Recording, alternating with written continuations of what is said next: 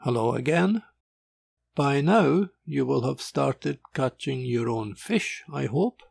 However, you may have noticed that they all look very similar. In this tutorial I'm going to show you how to change your fishing style so that you can catch a much larger variety of fish. In these first tutorials I was also catering for a Japanese audience, thus the use of a mixture of Japanese and English on screen. If you ever have to use Japanese, Chinese or Korean in titles, you may find this useful. Otherwise, please accept my apologies for the mixture.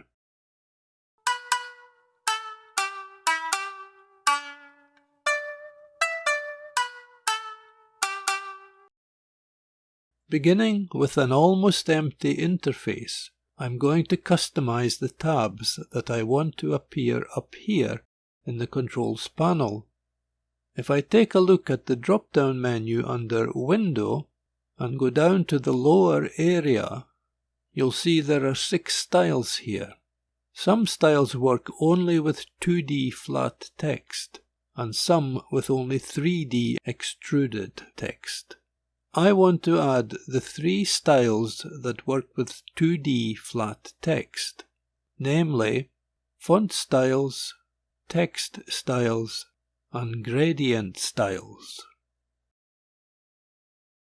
Make sure that the control panel is active by clicking on the area. You'll see the yellow border has appeared. Now go to the Window drop-down menu, and before selecting the styles I want, I first choose Text Window. This is the text input palette. You see it has appeared alongside the control panel. Go back to the Window drop-down, select Font Styles. Go back to the Window drop-down, select Text Styles. And finally, Gradient Styles. Now we have these 5 tabs gathered together in this control panel area. If you happen to make a mistake and have the wrong panel selected, for example, here I have gradient styles appearing in the composite panel area. You can move them easily to the correct place by left-clicking and dragging. As you move towards the other tabs, you'll see that Drop Here appears. When you see Drop Here, release the left mouse button and the tab will move to that position.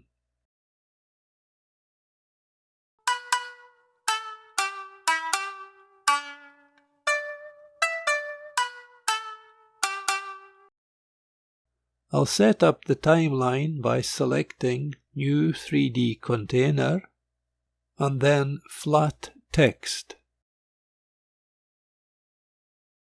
I'm going to replace the default Boris FX text with the Japanese sakana and fish.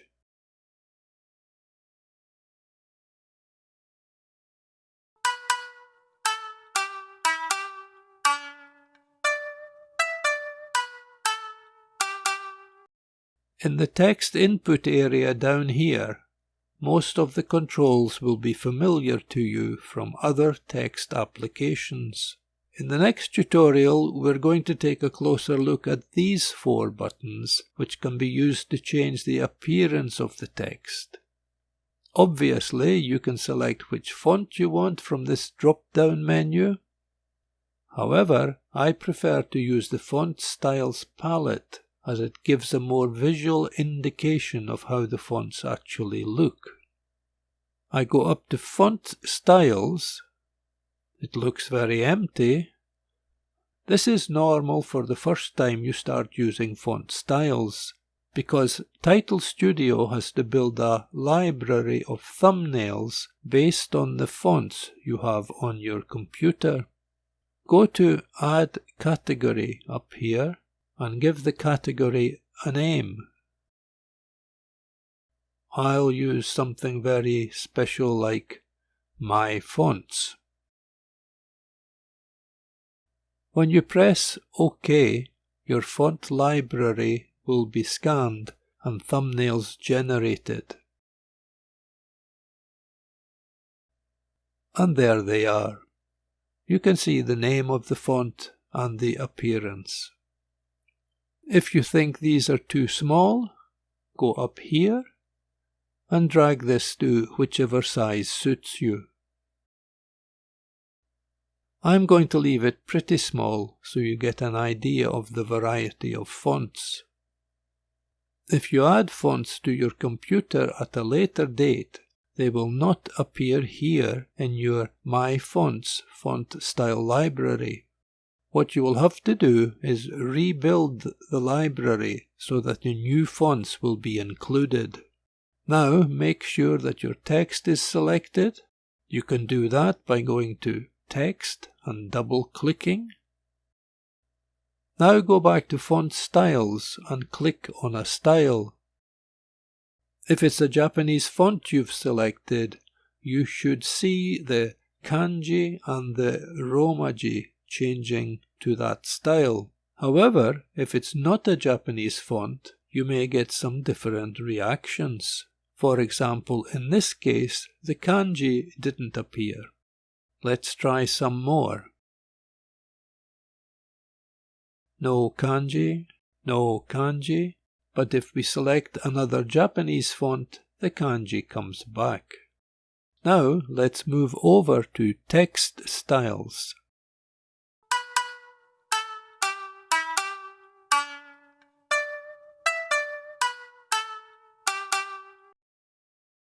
Text Styles has a collection of pre-installed styles, which you can see here. The simplest ones are just straight colors. You always have to make sure that your text is selected before trying to make any changes.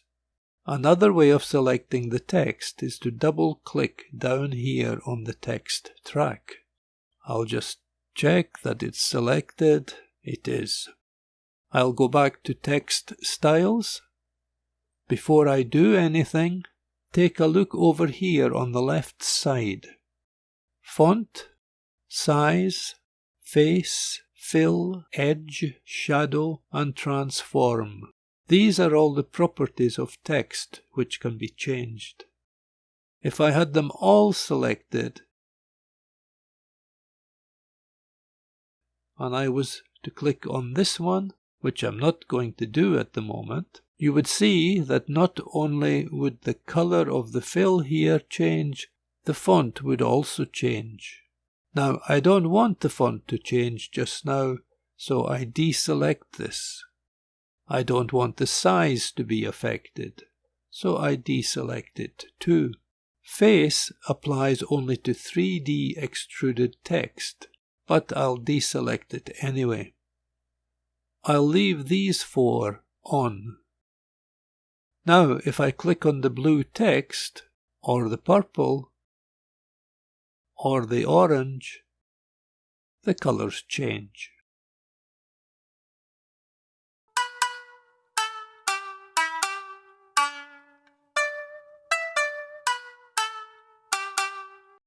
Now we'll move on to the gradient styles. There are also a number of presets available. We'll begin up here with Brick and Stone. Make sure that the text is selected. Double-click and you can see the fill on the text has changed. Try a different group. Color Harmonies.